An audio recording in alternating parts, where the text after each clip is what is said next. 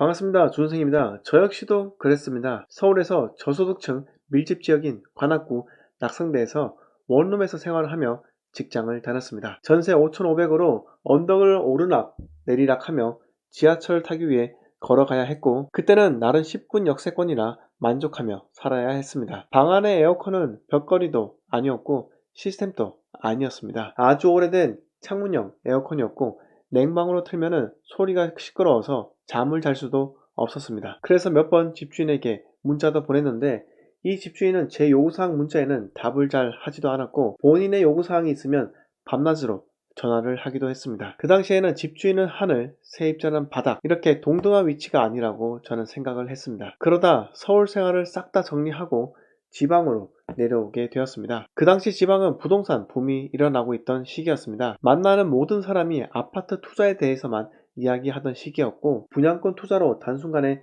수천만 원 벌었다는 영웅담이 자주 들리던 시기였기도 합니다. 저도 분양권 청약을 수도 없이 넣었지만은 엄청나게 떨어졌던 기억만 있습니다. 그러다 2014년 시작한 부동산 경매에서 저는 일반적인 갭 투자로 아파트 전세 세입자랑 거의 연락을 하지 않는 상황과는 달리 빌라 낙찰을 통해 월세 세입자와 주기적인 교감을 하는 집주인이 되었습니다. 불과 1, 2년 만에 낙성대 원룸에서 5,500 전세로 살던 세입자에서 보증금 500에 월세 40 받는 집주인이 되었습니다. 경매를 첫 시작해서 대출 많이 받는 것이 두려워 낙찰가의 60%만 받았고, 보증금 회수를 통해 연 19% 수익률을 달성하기도 했습니다. 제 첫 세입자가 기억이 나는데, 저와 나이가 3살밖에 차이가 나지 않고 체육교사 준비 중이었습니다. 도배 장판은 전문가에게 맡겼지만은 그 외 부엌 상하부장, 시트지 교체, 화장실 거울, LED 등 교체 같은 것은 제가 직접 시공하기도 했습니다. 리모델링이 90% 정도 진행될 무렵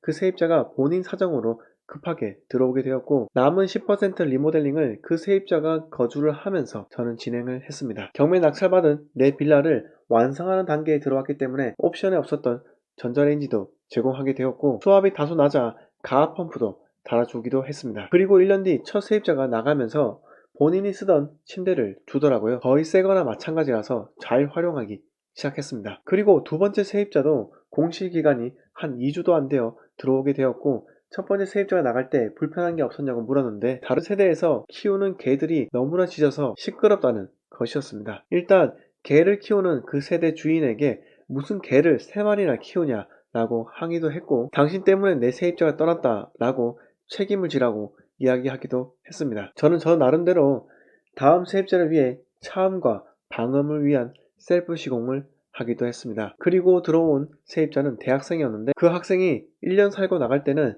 냉장고 밑에 라이터가 수십 개나 들어가 있었고, 고양이 똥은 하나도 안 치우고 엉망으로 했지만은 그래도 잘 살다가 나간 것 같습니다. 이후로 몇 번의 세입자가 바뀌게 되었고, 저도 세입자였다 집주인이 되어보면서 세입자와 소통을 하며 많은 것을 느끼게 되었는데요. 하나 확실한 것은 세입자의 요구에 확실하게 대응을 하면은 다른 무언가가 돌아오게 되어 있다는 것입니다. 세입자가 뭔가가 불편하니 어렵게 집주인에게 연락을 한 거고, 집주인은 거기에 살지 않아 뭐가 불편한지 모르기 때문에 반드시 대응을 해줘야 한다는 것이 제 생각입니다. 내 건물에 가진 장단점을 다 알아야 결국 다음 세입자 유치에도 도움이 되기 때문에 평상시에도 세입자와 자주는 아니더라도 분기에 한번 연락해서 불편한 점이 있는지 물어보는 것이 좋다고 생각을 합니다. 얼마 전에도 제가 가진 한 빌라 세입자가 연락이 와서 갑자기 부엌 수전에서 물이 떨어진다 라고 어렵게 말을 꺼내더라고요. 저는 바로 언제 시간이 되냐고 물어봤고, 낮 시간 동안에는 집에 없다고 하니 그런 설비기사 연락처를 줄 테니 본인 시간 될 때